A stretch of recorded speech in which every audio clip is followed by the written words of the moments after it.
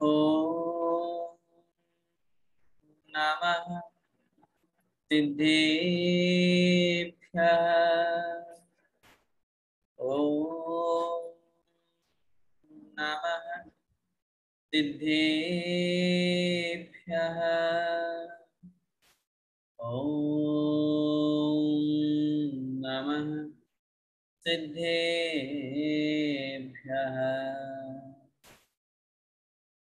नमः श्रीवर्धमानाय निर्धूतकलिलात्मने सालोकानां त्रिलोकानां यद्विद्यादर्पणायते। पंच परमेष्ठी भगवान की जय। द्वादशांग जिनवाणी माता की जय। आचार्य भगवंत श्री समंत भद्र स्वामी मुनि महाराज की जय। संत शिरोमणि आचार्य भगवंत 108 श्री विद्यासागर जी महाराज की जय। पूज्य गुरुदेव मुनि पुंगव श्री 108 सुधा सागर जी महाराज की जय। अढ़ाई दीपस्थ समस्त मुनिराजों की जय। आचार्य भगवंत श्री समंत भद्र स्वामी द्वारा विरचित श्री रत्न शावकाचार्य ग्रंथादि राज का हम स्वाध्याय कर रहे हैं और इस ग्रंथ के माध्यम से सम्यक चारित्र अधिकार जिसमें अणुव्रत अंतर अधिकार चल रहा है, उस अणुव्रत अधिकार में हम समझ रहे हैं अहिंसा अणुव्रत आदि पांचों अणुव्रतों की परिभाषा। उन पांचों अणुव्रतों में हमने अहिंसा अणुव्रत और सत्यानुव्रत की चर्चा कर ली है और हमने ये भी जान लिया है कि किस प्रकार हम अपने जीवन में अहिंसा और सत्य धर्म को ला सकते हैं। जहां पर व्रत होता है, जहां नियम होता है, वहां कदाचित दोष भी लग जाते हैं। उन दोषों की शुद्धि कैसे करें, उन दोषों को हम कैसे दूर करें, इसके लिए भी आचार्य महाराज ने अतिचारों का वर्णन करके हमें सावधान किया और सावधान करके हमें ये यहाँ आचार्य महाराज को उपदेश मिला कि अगर हमारे व्रत में इस तरह के कोई दोष लगते हैं तो वह हमारा सदोष व्रत माना जाता है। हमें ध्यान रखना चाहिए कि इस प्रकार का कोई भी व्रत में हमारे दोष न लग पाए। कल की कक्षा में हमने सत्यानुव्रत और उसके अतिचारों का वर्णन पढ़ा था। आचार्य महाराज उस श्लोक में बहुत स्पष्ट कह रहे हैं कि कठोर अथवा निंद्य शब्दों का प्रयोग हमको नहीं करना चाहिए। सत्य बोलना अपने स्थान पर है, लेकिन बहुत बार बहुत सी स्थितियों में हमें किसी की रक्षा करने के लिए, किसी की जान बचाने के लिए सत्य नहीं असत्य बोलना पड़ता है, तो भी वह असत्य असत्य की कोटि में नहीं आता, वो सत्य ही कहलाता है। हम लोग घर गृहस्थी में रहते हैं, गृहस्थी में रहते हुए हमें बहुत बार झूठ बोलना पड़ता है, बहुत बार हमें कुछ बातें छिपाना पड़ता है, लेकिन महत्वपूर्ण बात हमको ये समझना चाहिए, जिस झूठ से सामने वाले का नुकसान हो रहा हो, सामने वाले का दिल दुख रहा हो, सामने वाला कष्ट में पड़ रहा हो, वो झूठ हमें नहीं बोलना चाहिए। शेष अन्य चूंकि गृहस्थी पूर्ण झूठ का त्यागी नहीं हो सकता है, इसलिए उसके लिए स्थूल झूठ बोलने का क्या कहा गया है। सामान्य रूप से लोग व्यवहार में हम देखते हैं, मोबाइल के जमाने में सबसे ज्यादा झूठ हमें इस मोबाइल ने बोलना सिखा दिया। हम होते कहाँ हैं और बोलते कहाँ हैं। तो पूछता है कहाँ तक पहुंचे, जहाँ होते वहां नहीं बताते हैं, और अगर दूर बताना हो तो दूर, पास बताना हो तो पास बता देते हैं। या बहुत सी ऐसी चीजें हैं जो आज अपन मोबाइल में, सबके मोबाइल में लॉक होता है, पासवर्ड डले हुए होते हैं, कहीं ना कहीं ये हमारी कुछ चीज छिपा रहा है।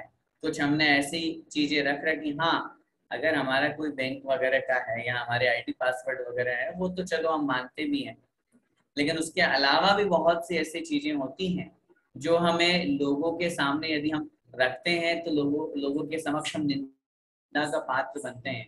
अगर वो छुपाते हैं निश्चित रूप से कहीं ना कहीं हमारे अंदर कोई कमी है, कोई दोष है, तब उस स्थिति में वो कार्य किया जाता है।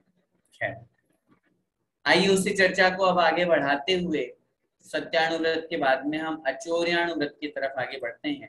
उस अचौर्यानुव्रत में आचार्य महाराज हमें यहाँ पर बता रहे हैं अचौर्यानुव्रत किसे कहते हैं, उसकी क्या परिभाषा, उसका क्या स्वरूप है, अगर उसे हमें अपने जीवन में अपनाना है तो हमें उसके लिए क्या नियम, क्या संकल्प धारण करना पड़ेगा, वो हम यहाँ पर इस श्लोक के माध्यम से देखते हैं। देखिए, निहितम निहितम वा पतितम पतितम वा सुविस्मृतम सुविस्मृतम वा परस्व परस्व मविसृष्टम मविसृष्टम परस्व मविसृष्टम न हरति न हरति यन्न यन्न च दत्ते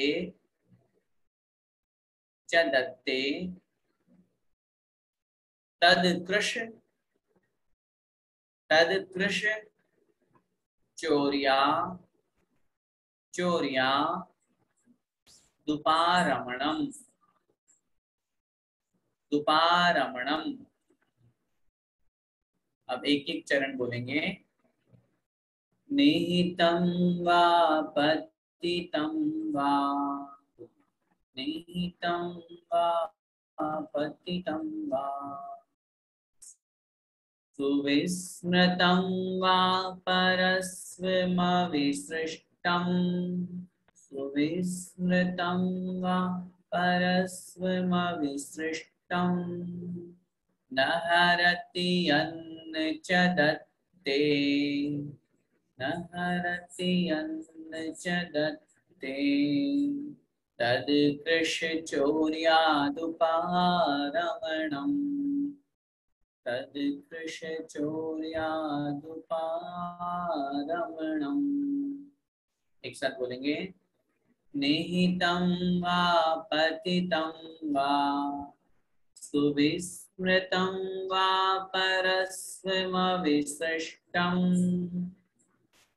न हरति यन्न च दत्ते तद्कृशचौर्यादुपारमणम्। एक एक शब्द का अर्थ देखिए। निहितम वा पतितम वा। निहितम मतलब रखी हुई, वा मतलब अथवा, पतितम मतलब गिरी हुई, किसी की रखी हुई अथवा गिरी हुई। सुविस्मृतम, सुविस्मृतम मतलब भूली हुई, विस्मृत का मतलब था भूलना, और सु और लग गया तो मतलब अच्छी तरह से भूल, मतलब कोई भूल करके चला गया, भूल करके भी भूल गया, अब वापस याद ही नहीं आ रहा, ऐसे। अथवा वा परस्वमविसृष्टम, परस्वम, स्व शब्द मतलब होता है वस्तु, पदार्थ, धन संपत्ति आदि, और पर मतलब दूसरों। परस्वम, पर स्वम दूसरों के धन को, दूसरों की वस्तु को। अविसृष्टम, अविसृष्टम मतलब बिना दिए, बिना उसके कहे। न हरति नहीं ग्रहण करता है, हरति मतलब ग्रहण करना। यन्न च दत्ते, यत न च दत्ते, यत मतलब और, जो, न मतलब नहीं, च मतलब और, अन्य को, दत्ते मतलब देता है। न तो स्वयं ग्रहण करता है और न अन्य को देता है। तत्कृशचौर्यादुपारमणम्, संदीक्षित करेंगे। तत् मतलब उसे, उस क्रिया को, अकृशचौर्यात्, कृष माने होता है सूक्ष्म, और अकृष माने जो सूक्ष्म नहीं है, मतलब स्थूल है। स्थूल चोरी से उपारमणम, परित्याग करने वाला, उससे विरक्त होने वाला, उसको छोड़ने वाला क्या कहते हैं? अचोर्याणुव्रत कहते हैं। अकृष चोर्याद उपारमणम का मतलब क्या हुआ? अचोर्याणुव्रत, चोरी का अकृष माने स्थूल रूप से, उपारमण मतलब त्याग करना। चोरी का स्थूल रूप से त्याग करना मतलब कहलाया, अगर किसी की कोई वस्तु रखी हुई है, गिरी हुई है, भूली हुई है, अथवा और भी किसी प्रकार का कोई भी क्रिया, कोई भी बात हो सकती है, तब ऐसी स्थिति में दूसरे की उस वस्तु को, धन को या किसी संपत्ति को बिना दिए स्वयं ग्रहण नहीं करता, और न ग्रहण करके किसी दूसरे को देता है, वो भी नहीं करता, उसके यह अचोर्याणुव्रत होता है। क्या मतलब है, समझिए जरा भावार्थ को। आचार्य महाराज इस श्लोक के माध्यम से हमें अचोर्याणुव्रत की परिभाषा बता रहे। सामान्य से तो हम सभी जानते हैं अचोर्याणुव्रत मतलब चोरी नहीं करना, और उसमें अगर अपन स्थूल शब्द लगा देंगे, अचोर्याणुव्रत की बात कर रहे हैं, तो स्थूल रूप से चोरी नहीं करना, इसका नाम क्या है? अचोर्याणुव्रत। अब जरा उस अचोर्य व्रत की परिभाषा कितने सुंदर आचार्य महाराज ने यहाँ दी है। निहितम व पतितम व, किसी का कोई सामान कहीं रखा हुआ है अथवा गिरा हुआ है, हम कहीं जा रहे हैं, हमने देखा रास्ते में 2000 का नोट रखा हुआ है, गिर गया किसी का, अब बताइए ईमानदारी से क्या दृष्टि जाएगी हमारी? उठा लेंगे हम? एक बार तो मन करेगा, नहीं, उसके पहले तो आसपास देखेंगे, कोई देख तो नहीं रहा हमको, और फिर जब देखा हाँ कोई नहीं देख रहा, सब अपने अपने काम में बिजी हैं, तुरंत उसको चुपचाप उठाया और उठा करके हमने जेब में डाल दिया। अगर कदाचित किसी ने देख भी लिया या कोई ऐसी स्थिति बन गई, तो हम क्या करेंगे? अरे मैं तो इसलिए उठा रहा था कि दिख गया, मैं तो मंदिर की गोलक में दान कर दूंगा। आचार्य महाराज इस श्लोक में क्या करें? न अन्यस्मै दत्ति, और अन्य किसी को भी नहीं देता, न तो खुद ग्रहण करता है और न ही किसी और को देता है, क्योंकि अगर वो अन्य किसी और को देता है तो भी चोरी का पाप लगता है। समझ में आ रही बात? आचार्य महाराज यहाँ स्पष्ट कह रहे हैं, अगर हमने उठा करके मंदिर की गोलक में डाल दिया तो हम क्या सोच रहे हैं? हाँ, हमने तो आज 2000 का दान किया, कुछ नहीं किया। दान करना तो और उसके निमित्त से पुण्य मिलना तो बहुत दूर की बात, और पाप लगेगा।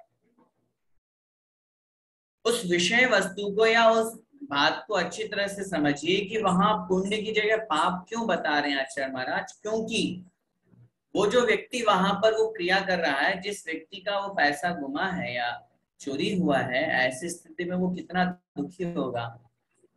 कदाचित जब वो उस स्थिति को देखता है कि उस मार्ग से गुजरेगा कि मैं कहाँ कहाँ गया था, वापस उस रास्ते पर आएगा तो देखेगा वहां तो कोई नोट भी नहीं है, और जब वहां नोट नहीं है, वहां पैसा नहीं है, तो उसको बड़ा दुख होगा। आचार्य महाराज कहते हैं वहां उस व्यक्ति को चोरी का पाप लगे।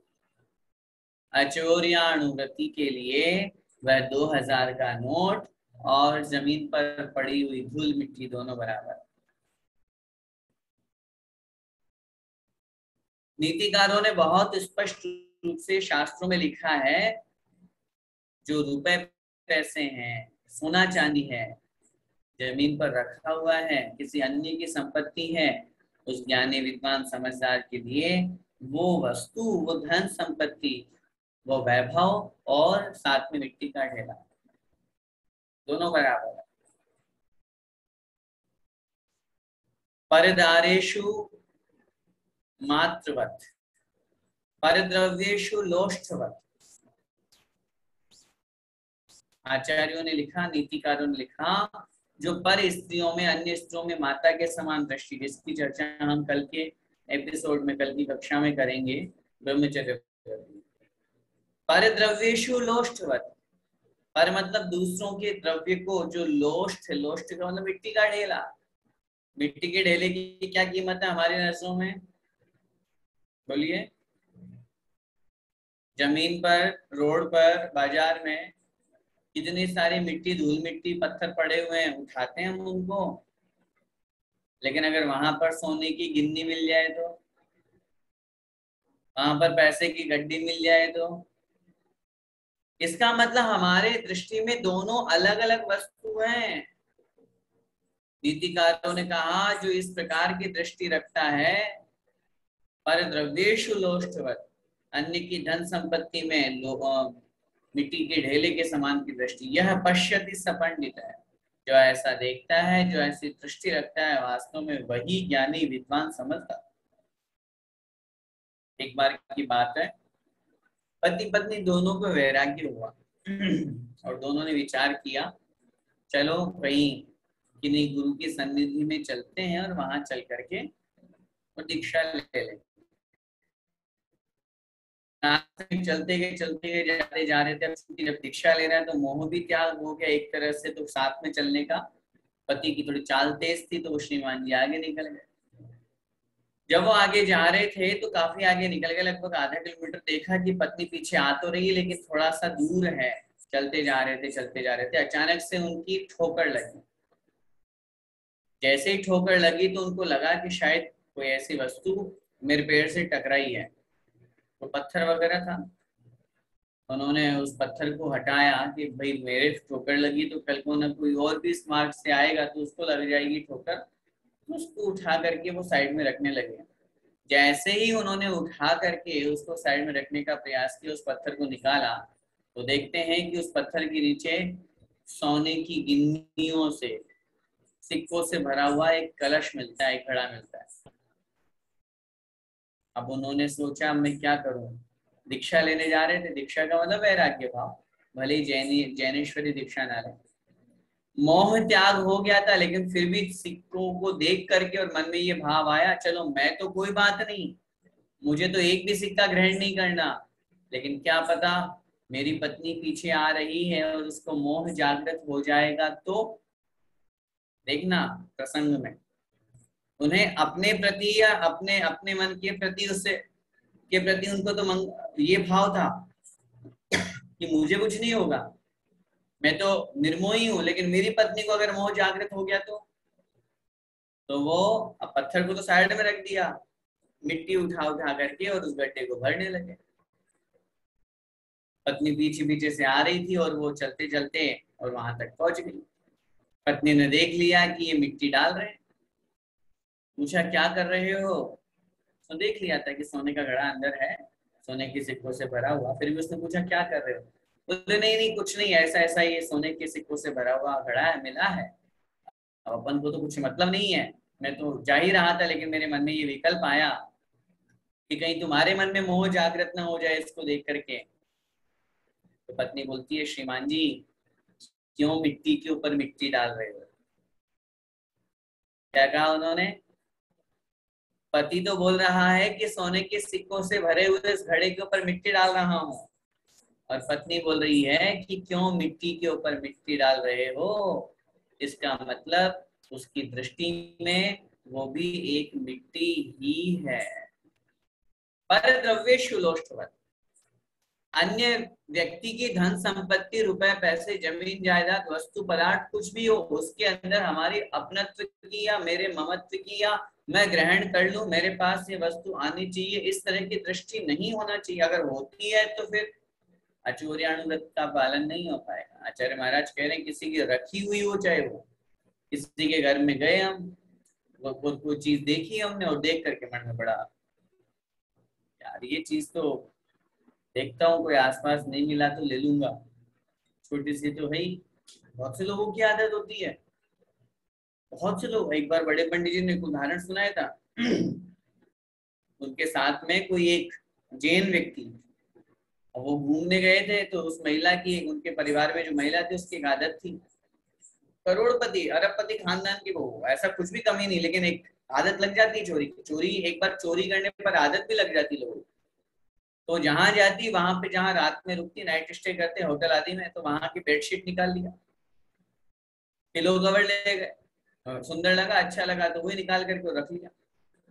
एक बार की बात, अब वो प्रसंग चल रहा था, तो उस स्थिति में किसी को शक हुआ, डाउट हुआ, तो उन्होंने वहां नीचे खबर कर दी। नीचे खबर करी तो चेक करने के लिए उनका बैग चेक किया तो बेडशीट रखी हुई थी। शर्म से पानी पानी हो गया, क्या करे, करोड़पति खानदान की बेटी।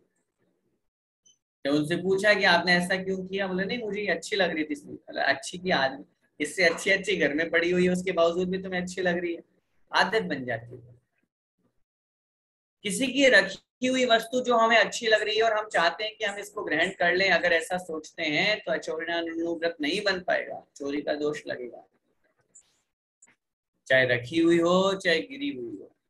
और सबसे ज्यादा तो सुविस्मृतम, अब तो वो भूल गया, अरे अब तो इतना टाइम हो गया, इतने दिन लेने नहीं आए तो अब क्या लेने आएगा। बोलते हैं अपन बहुत बार, व्यापार में बोलते हैं, परिवार में बोलते हैं। किसी की कोई वस्तु हमारे पास रखी हुई है और अगर वो सामने वाला भूल गया, अथवा कहीं पर वो वस्तु रखी हुई है, उस वस्तु को वो सामने वाला भूल गया है, हमने चुपके से उसको उठा लिया, आचार्य महाराज लिखते हैं चोरी का दोष लगेगा। अचौर्यानुवृत्ति उस वस्तु को ग्रहण नहीं करेगा। बहुत सीधी सी बात है, जिस वस्तु पर हमारा स्वामित्व है, जिस घर परिवार में हम रह रहे हैं, जिस पर जितना हमारा अधिकार है, उस वस्तु को यदि हम ग्रहण करते हैं बिना पूछे, रखी हुई है, पड़ी हुई है, तब उसमें कोई आपत्ति नहीं है। लेकिन जिस पर हमारा स्वामित्व नहीं है, जिस पर हमारा अधिकार नहीं है, उस वस्तु को यदि हम ग्रहण करते हैं तो फिर हमें चोरी का दोष लगता है। मैंने यहाँ आपको स्पष्ट कह दिया। आचार्य महाराज शब्द लिख रहे हैं, अविसृष्टम, परस्वम अविसृष्टम में से परस्वम अविसृष्टम, बिना दिए। हमको चाहिए तो हमारा कर्तव्य है सामने वाले से हम पूछ करके कहें, पूछ करके लें, लेकिन अगर हम बिना दिए ही ले लेते हैं, बिना सामने वाले की परमिशन के, बिना उसकी आज्ञा के लेते हैं, तो हमें चोरी का दोष लगता है।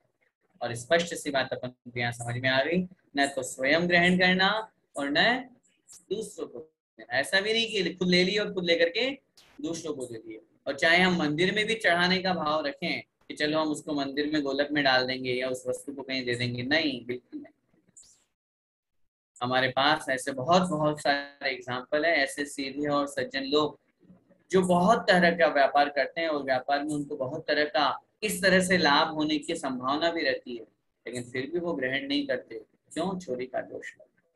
इसलिए वास्तव में अचौर्यानुव्रत वही है जहां पर इस तरह की कोई वस्तु रखी हुई हो और हम उसको न ग्रहण करें और न ग्रहण करके दूसरों को देंगे, तो निश्चित रूप से ही हमारा अचौर्यानुव्रत कहलाता है। आइए अब इस अचौर्यानुव्रत में किस तरह से अतिचार लगते हैं, किस तरह से दोष लगते हैं, उनका हम वर्णन यहाँ पर अगले श्लोक में पढ़ते हैं। साथ में ही ये भी हम समझेंगे कहीं ये दोष हमारे में तो नहीं लग रहे हैं। चौर प्रयोग, चौर प्रयोग, चौरार्था, चौरार्था दान, विलोप, विलोप, सदृश, सदृश, सन्मिश्राः, सन्मिश्राः, हीनाधिक विनिमानम, हीनाधिक विनिमानम, पंचास्तेये व्यतिपाताः, व्यतिपाताः। चौर प्रयोग चौरार्था, बोलिए। चौर प्रयोग चौरार्था, दान विलोप सदृश सन्निष्ठा, दान विलोप सदृश सन्निष्ठा, हीनाधिक विनिमानम्, हीनाधिक विनिमानम्, पंचास्ते व्यतीपाता, पंचास्ते व्यतीपाता। एक साथ बोलेंगे। चौर प्रयोग चौरार्था, दान विलोप सदृश सन्निष्ठा, हीनाधिक विनिमानम्, पंचास्ते व्यतीपाता। सबसे पहले तो यहाँ पर हम 5 अतिचार निकालेंगे, फिर एक एक अतिचार को समझेंगे। चौर प्रयोग चौरार्था, पहला है चौर प्रयोग, दूसरा है चौरार्थादान, चौर अर्थ आदान, तीसरा है विलोप, चौथा सदृश सन्निष्ठ, पांचवा है हीनाधिक विनिमानम अर्थात हीनाधिक विनिमान, ये पंचास्तेय, पंच अस्तेय, पंच मतलब 5, अस्तेय अस्तेय के अर्थात अचौर्यानुव्रत के, व्यतिपाता मतलब अतिचार हैं। ये 5 अचौर्यानुव्रत के अतिचार हैं। क्या मतलब हुआ? इस श्लोक में आचार्य महाराज उस अचौर्यानुव्रत के 5 अतिचारों को समझा रहे हैं, जिसमें सबसे पहला है चौर प्रयोग। अब चूंकि सबसे पहले तो हम इस बात को समझे, जो अचौर्यानुव्रति ने चोरी का तो त्याग कर दिया, वो स्वयं तो चोरी नहीं कर रहा है क्योंकि उसने चोरी का त्याग कर दिया, लेकिन चौर प्रयोग वो दूसरों को चोरी का प्रयोग सिखा रहा है। चोरी या चौर कर्म में प्रवृत्त होने में वो सहयोग दे रहा है। सामने वाले को कह रहा है, भाई देख मैं तो चोरी नहीं करूंगा, लेकिन तुम ऐसा ऐसा ऐसा करोगे तो तुम्हारा धन वैभव बच जाएगा, या फिर तुम वहां से ऐसा पैसा कमा सकते हो, ला सकते हो, कर सकते हो। सामने वाले को चोरी करना सिखलाना। अचौर्यानुव्रत में दोष लगता है। दूसरा चौर अर्थ आदान, चौर के द्वारा अर्थ मतलब पदार्थ, वस्तु, धन, संपत्ति, वैभव लाए हुए उस पदार्थ को आदान मतलब ग्रहण करना। वो जानता है कि ये जो माल है ये चोरी का है, लेकिन उसके बाद में भी उसको ग्रहण करता है। तीसरा है विलोप। विलोप का मतलब होता है राजा के अथवा राज्य के नियमों के विरुद्ध चलना, टैक्स आदि नहीं देना, ये कहलाता है विलोप। चौथा होता है सदृश सन्मिश्र। सदृश का मतलब होता है एक समान, एक सरीखे दिखने वालों को आपस में मिला देना, मिक्सअप कर देना। काली मिर्ची में पपीते के बीज मिला देना। हीनाधिक विनिमानम और हीन अधिक विनिमानम। विनिमान का मतलब तोलने और मापने के जो बाट है या मापक यंत्र हैं, उनको हीन अधिक, कम और ज्यादा रखना। ये 5 प्रकार के अचौर्यानुव्रत के अतिचार कहे गए। अब समझिए भावार्थ। एक एक व्रत, एक एक प्रकार के अतिचार को अपन यहाँ पर समझे। सबसे पहला है चोर प्रयोग। आचार्य महाराज कितना स्पष्ट यहाँ पर कह रहे हैं कि स्वयं तो चोरी का उसने त्याग कर दिया, लेकिन अगर कोई दूसरा चोरी करना चाहता है तो उसको वो तरीका बता रहा है। क्योंकि पहले कोई चोरी करता था, और चोरी का मतलब ये नहीं बड़ी चोरी, छोटी मोटी, कोई व्यापार कर रहा है।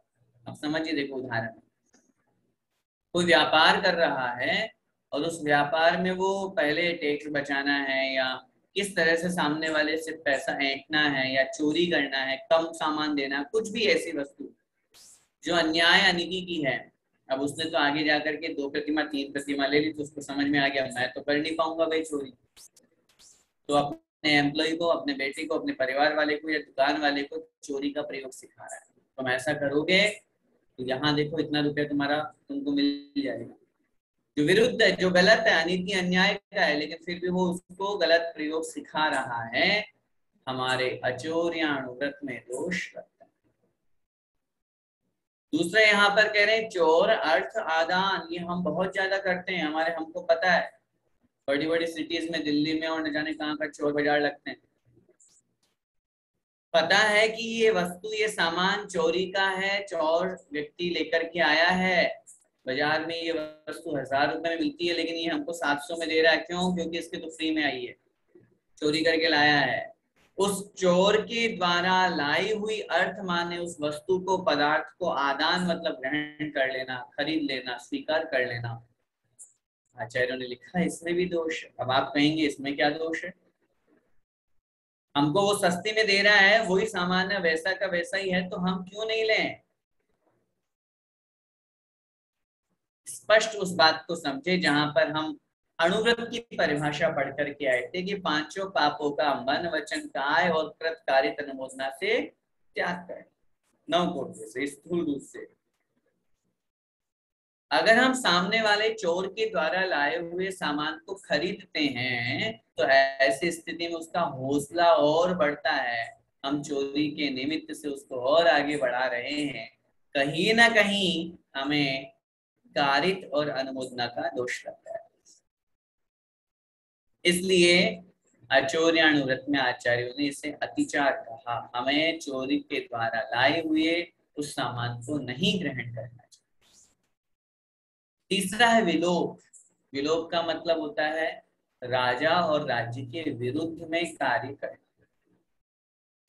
सेल टैक्स है, इनकम टैक्स है, न जाने कितने टैक्सेस हमारे द्वारा दिए जाते हैं, और अगर वो नहीं देते हैं, झूठे बही खाते बनाते हैं, गलत दस्तावेज बनाते हैं, किसी के भी नियम के विरुद्ध हम अगर कार्य करते हैं तो वहां विलोप नाम का अतिचार आचार्यों ने कहा है। चाहे कोई भी नियम हो, अगर राजाज्ञा है, धर्माज्ञा है, उस आज्ञा के विरुद्ध अगर हम उस नियम का उस पालन करते हैं या उसके विरुद्ध जाते हैं तो विलोप नाम का वहां पर दोष लगता है। चौथा अतिचार है सदृश सन्निष्ठ। एक समान, एक सरीखे दिखने वाली वस्तुओं को आपस में मिला देना। अधिक दाम वाली वस्तु में कम दाम वाली वस्तु मिला करके और अधिक दामों में बेच देना। होता है, बहुत लोग जो बिजनेस करते हैं उन लोगों को मालूम है न जाने कौन कौन से तरीके होते हैं। अभी मैंने जो आपको एग्जाम्पल दिया है, ऐसा बहुत सारे एग्जाम्पल है। काली मिर्ची में पपीते के बीज को भी दोनों एक जैसे दिखते हैं। डालडा घी में पका वो उबला हुआ आलू मिला देते हैं बहुत से लोग, मिक्स हो जाता है। और भी न जाने कौन कौन से बहुत तरह की इस तरह की बेईमानी पापाचार चलता है। चौराणुव्रत में दोष करते। अंतिम है हीनाधिक विनिमानम, कम और ज्यादा तोलना और माप। एक सेठ जी थे, उनकी 2 बहुएं थी, 2 बेटे थे, 2 बहुएं आ गई। दोनों बेटे अपनी अपनी दूसरी जगह पर नौकरी करते थे और सेठ जी व्यापार करते थे। तो जब कोई सामान देने के लिए आता तो बड़ी बहू को आवाज लगाते कि बड़ी बहू बाट लेके आना। बड़ी बहू अंदर से आती और बाट लेके आती, ले जाती। जब कोई सामान लेने के लिए आता तो छोटी बहू को आवाज लगाते, छोटी बहू बाट लेके आना। छोटी बहू अंदर से आती और बाट लेकर के चली जाती। चक्कर समझ में नहीं आया। एक दिन किसी ने पूछ लिया कि आप कभी बड़ी बहू को जब देने आते हैं तो लेने आते हैं, छोटी बहू को बात क्या है? उन्होंने तो नहीं बताई, लेकिन अंतराल से पता चला कि जब कोई सामान देने आता था तो बड़ी बहू को इसलिए बुलाते थे क्योंकि उनके बाटों में वजन ज्यादा होता था। 1 किलो की जगह 1.25 किलो, 1 किलो 100 ग्राम, 1 किलो 200 ग्राम, 5 किलो में 5.5 किलो लिखा हुआ 5 किलो, लेकिन वजन उसमें ज्यादा है। तो जब कोई सामान देने आता तो उसको दिखता तो था कि मैं 5 किलो दे रहा हूँ, लेकिन वो दे कितना रहा है? 5.5 किलो।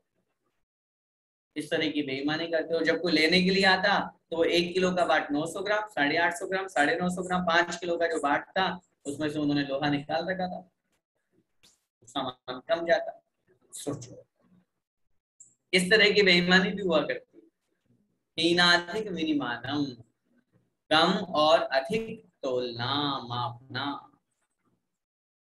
50 व्यक्ति पाता। ये 5 अस्तेय के अर्थात चोरी के, अचोर्यानुगत के स्तेय माने चोरी होता है और अस्तेय माने अचोर्यानुगत के 5 अतिचार कहे गए हैं। हम सभी इन 5 अतिचारों को अपने जीवन में स्पर्श भी ना होने दें। हमारे माध्यम से बहुत तरह का व्यापार आदि, सर्विस आदि की जाती है। जरूरी नहीं है कि चोरी सिर्फ व्यापार में ही हो, सर्विस में भी अगर हम अपना कार्य कर्तव्य निष्ठता के साथ नहीं करते हैं तो वो भी चोरी है। आज की इस कक्षा में अपन ने जो अचोर्यानुगत समझा, इसको बहुत अच्छी तरह से समझना है। हमारे माध्यम से किस किस प्रकार से चोरी की जाती है। व्यापार में अगर हम कालाबाजारी करते हैं, माल स्टॉक करते हैं तो ये भी चोरी है।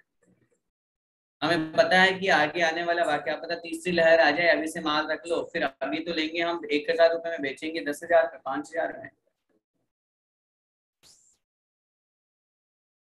हमें पता है कि आगे आने वाला जो समय है वो थोड़ा सा खराब हो सकता है, तो अभी से ही हमने उसको बंद कर दिया, नहीं अभी माल नहीं है, शॉर्टेज होगी माल की, कालाबाजारी, स्टॉक कर लेना, ये भी चोरी का ही एक रूप है।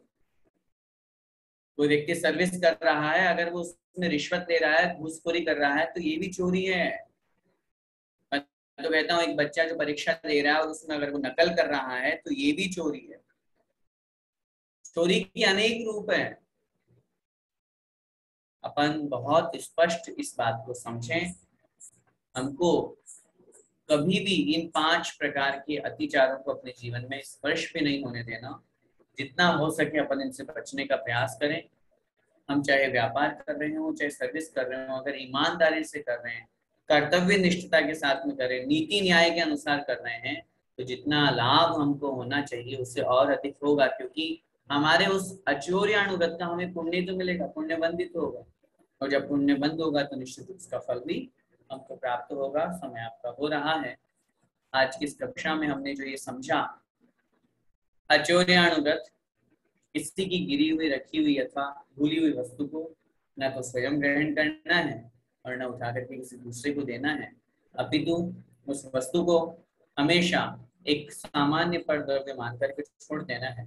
इतना जरूर हमारे द्वारा किया जा सकता है, वस्तु को उठा करके हमने बगल में रख दिया, साइड में रख दिया, ताकि अन्य किसी की दृष्टि ना पड़े, लेकिन फिर भी हमारा तो कर्तव्य है, उसके प्रति हमारा कोई भी राग भाव उत्पन्न नहीं होना चाहिए। यदि होता है तो कहीं ना कहीं हमारे अंदर उस वस्तु के प्रति ग्रहण करने का भाव मन में आ सकता है। इसलिए उस वस्तु को एक सामान्य वस्तु मान करके और आगे बढ़ जाना चाहिए।